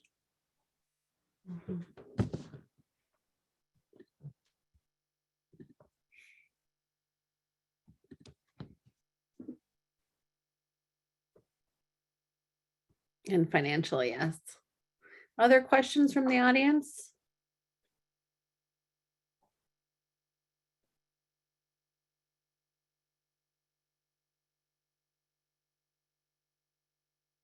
In terms of another piece of the work, it's been brought up a couple of times, but in terms of big picture system change, I really do think the Elder Justice Partnership and the roadmap that has been put forth, that's been in the chat, that's been in the conversation, is something many, if not all of us, in some version of our colleagues have been involved with, and is a really beautiful piece of work. So it's helpful to think about implementation and goals and how the Elder Justice Roadmap fits with your work.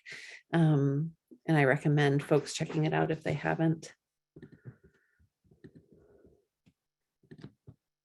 All right. Well, if there are no other questions, we don't need to hang out in the internet forever just because. I will let our panelists go with my great thanks and appreciation for all your work today, yesterday, and over the years, and turn it back over to the lieutenant. Katie, thank you. And this has been a topic that we have tossed around for years, really. And I think it was finally time with the experts in our room here to have a great conversation about that. And as you said, continue it into the future so that we can all feel more comfortable in this arena. And thank you to you and your panel for helping us set that foundation.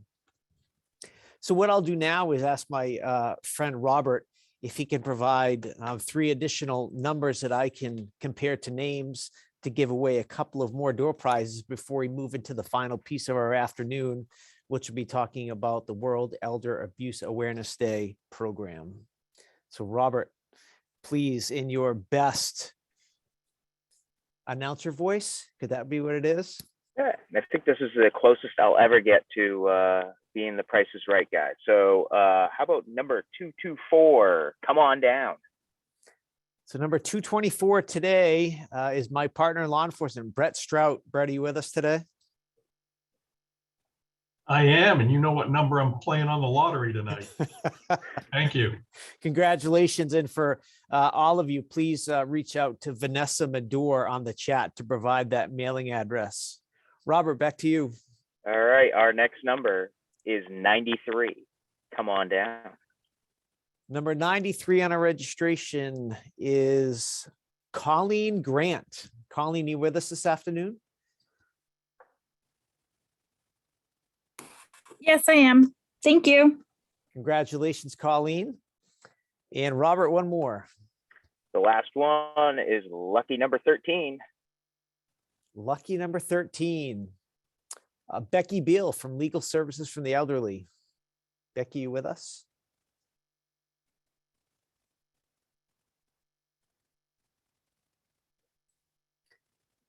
I think a few of you must know Becky, as we've already talked to a couple people from LSE, so we'll reach out to her as well. Congratulations to everyone who was selected to win one of our coveted Yeti Cups. Robert, thank you for your help on that. I appreciate it. So while we have really, I'm looking right now, 150 people to reach out to today, I wanted to share what our plan is. The council's plan is for World Elder Abuse Awareness Day. It comes around on June 15th of every year.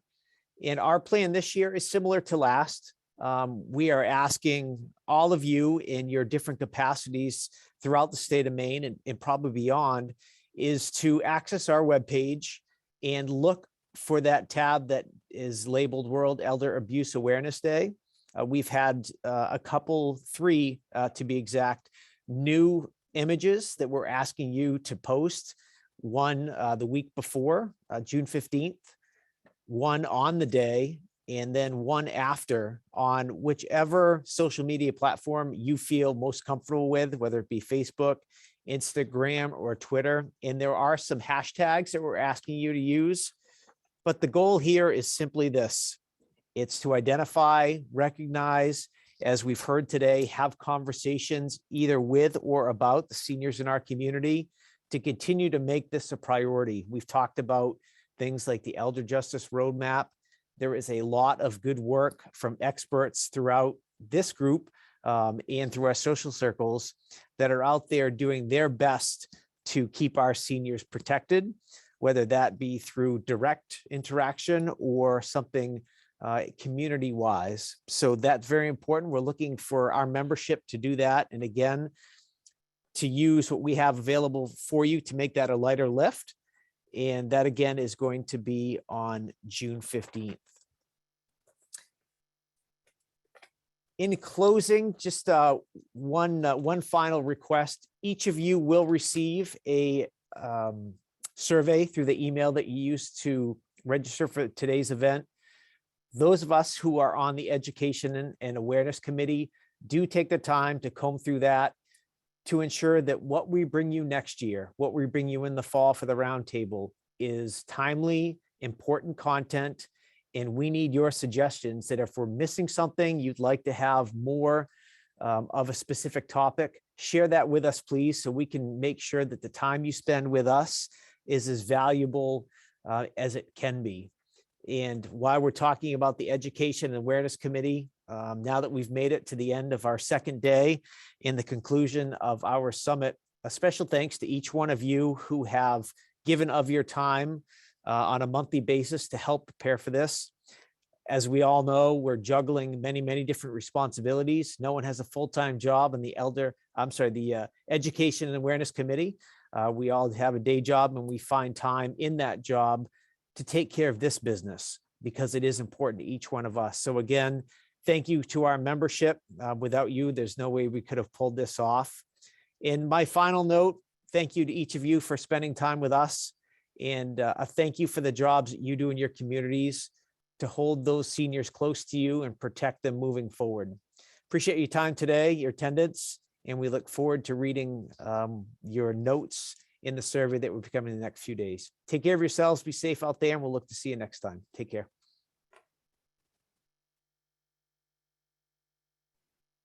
Thank you, Pat.